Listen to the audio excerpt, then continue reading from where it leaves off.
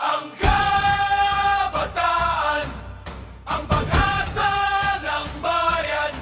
Hindi ako natatakot sa mananakop.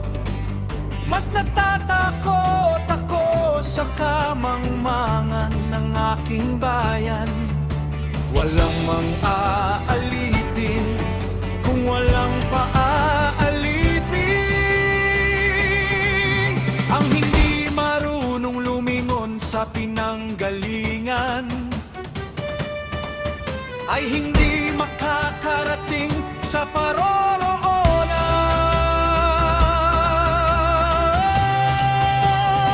Ang edukasyon ay siyang lupa at ang kalayaan ay siyang araw ng sangkatauhan.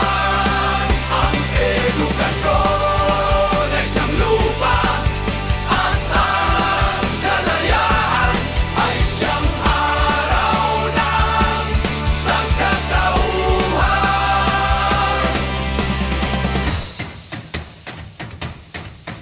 Ang hindi marunong magmahal sa sariling wika ay higit pa ang amoy sa malansang isda.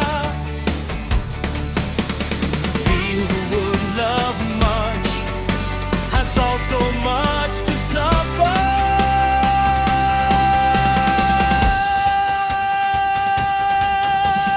Where are the youth who will consecrate their golden hours, their illusions and their enthusiasm to the welfare of their native land? Pasasaan pa ang kalayaan kung ang mga alipin ngayon ay siya rin namang mga alipin bukas.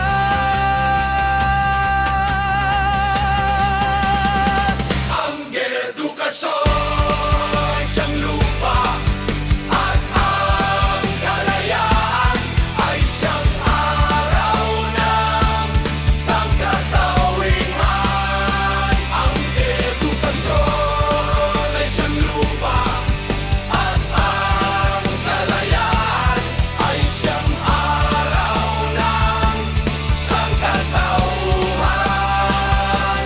Mamamatay akong hindi nakikita ang ningning ng bukang liwayway sa aking bayan. Kayong makakakita, salubungin ninyo siya. At huwag kalimutan ang mga nabuwal sa dilim ng gabi. Bukas magiging mamamayan tayo ng Pilipinas, kung saan ang kapalaran niya ay magiging maganda. Sapagkat nasa mapa